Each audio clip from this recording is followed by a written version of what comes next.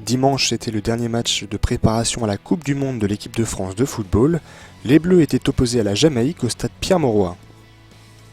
Je le sens bien, comme je vous l'ai dit, concentré, appliqué dans le travail. Alors, c'est des matchs de préparation, il y a toujours des enseignements, il y a beaucoup de changements, tout le monde les fait, comme moi je les fais aussi.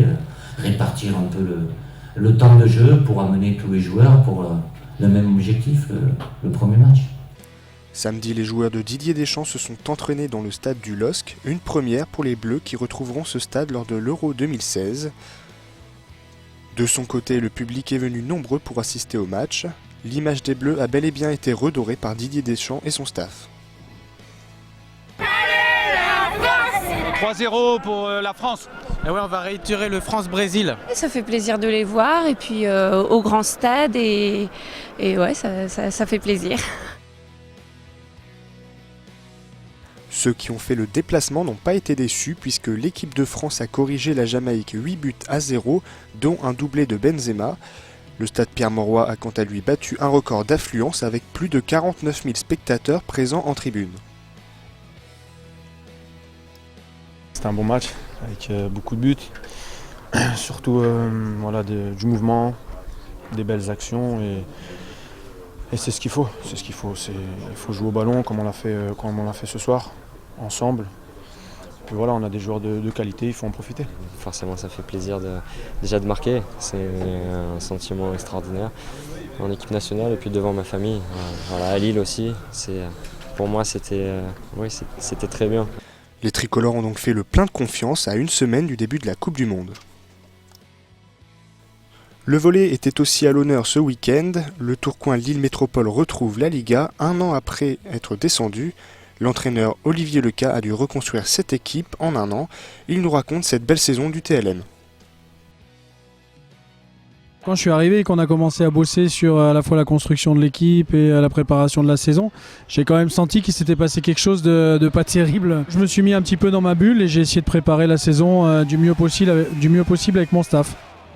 En début de saison, les joueurs affichent un bon état d'esprit mais ne parviennent pas totalement à rassurer. Les résultats restent moyens.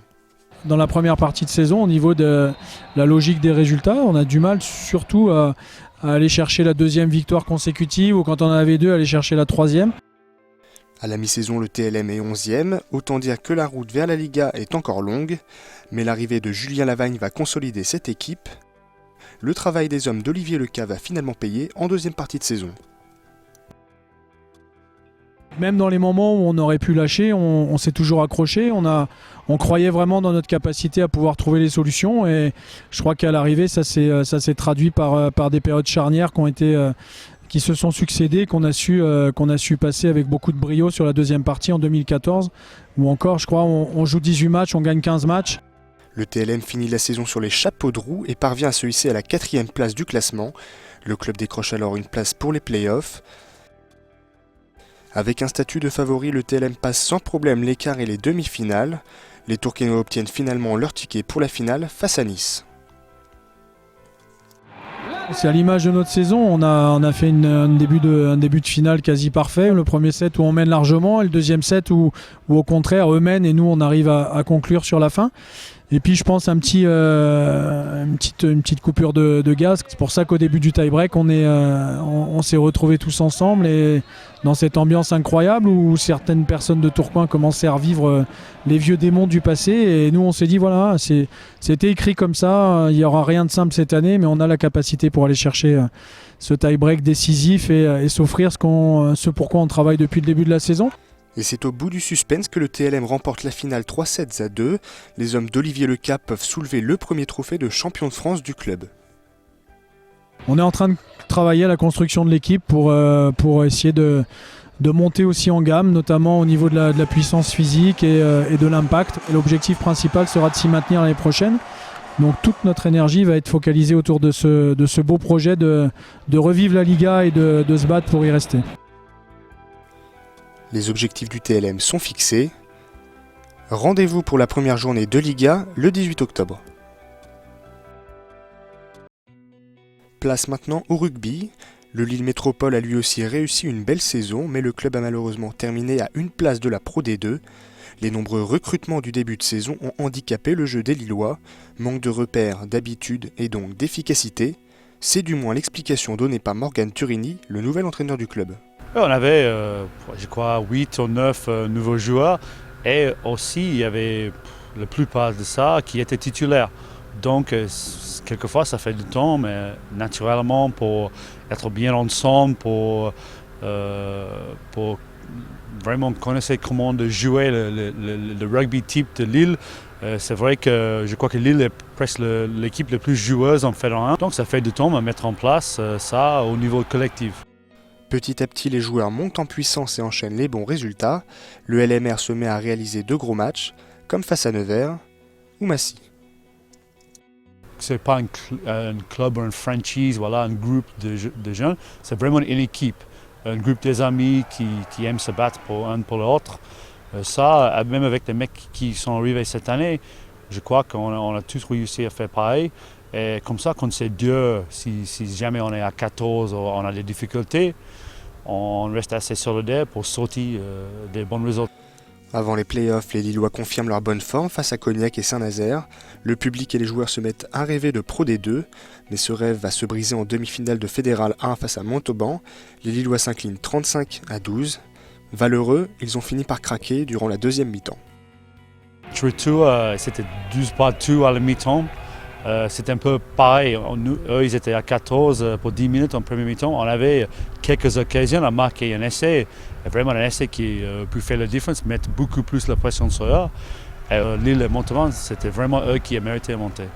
C'est une grosse désillusion pour le LMR qui signe un 3e échec en 3 ans, mais le staff ne se démobilise pas pour autant et compte bien corriger le tir la saison prochaine. Donc on va beaucoup bosser sur l'individuel. On a plutôt bien bossé le collectif pendant quelques années au-dessus de Pierre Chadbeck. Et aussi, on va mettre quelque chose de plus, évidemment, pour évoluer le jeu. Mais ce que je vais vraiment bosser là-dessus, c'est améliorer le niveau de chaque joueur, chaque individuel. Parce qu'il y a beaucoup de potentiel ici. On n'a pas le plus gros budget de Fédéral 1, pas du tout. Mais sportivement, on a une bonne équipe qui peut être meilleure, à mon avis. Le LMR a déjà annoncé qu'il allait se renforcer. 3 piliers et un ouvreur ont déjà signé au club et d'autres pourraient encore arriver tant l'ambition affichée est grande. Ce que j'aimerais voir dans les 5-6 ans qui arrivent, c'est soit Lille qui joue la phase finale de Pro D2. Ce n'est pas qu'on joue la montée. Nous, on joue l'avenir. Ça veut dire que monter l'année prochaine, peut-être, maintien en Pro D2, joue la phase finale de Pro D2. Et dans ma tête, j'ai l'envie que Lille ils sont en top 14 en moins de 10 ans. C'est un nouveau cycle qui débute pour le LMR. Cette fois, le club s'est donné les moyens de viser haut. Pour finir, on revoit les images de la finale de la Coupe d'Europe dames de ping-pong entre un club français, le CP Lys Lélanois, et un club autrichien, le SVS Stroke. Revivez les temps forts de cette rencontre, commentée par Grand Lille Télé. C'était une soirée vraiment exceptionnelle. Jamais un club français n'a atteint ce niveau.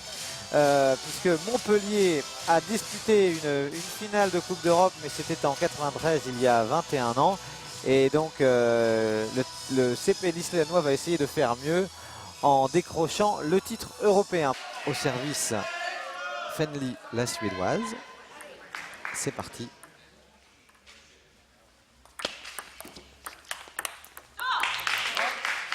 Et un premier point perdu par la Lyssoise, espérons que ce ne soit pas de mauvais augure pour cette soirée.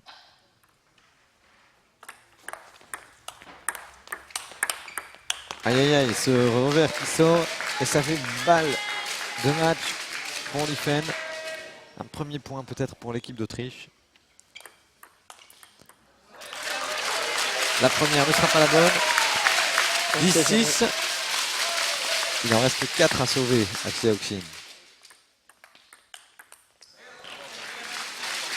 Et malheureusement, Xiaoxin Yang, la joueuse du CP Lys Lélanois, s'incline dans cette première rencontre. Mais en même temps, on va le rappeler, ça n'est pas une surprise. L'équipe d'Autriche, l'équipe de Stroke est la favorite sur le papier, avec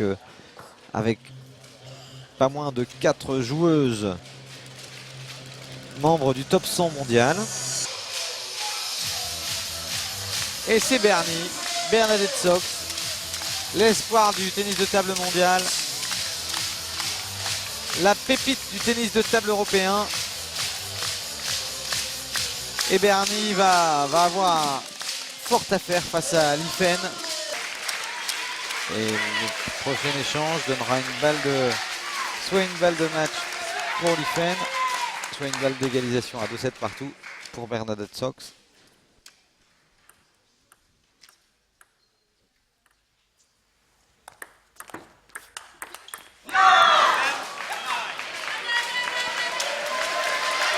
Berny qui a voulu changer en allant dans le plein coup de droit, ce qui était pas mal joué tactiquement. Mais Liffen avait anticipé.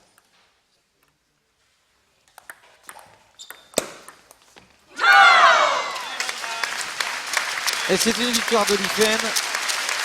11-9. Berny qui a fait quand même un super match. Mais c'est une défaite 3-2 dans ce match aller de la finale de la Coupe d'Europe.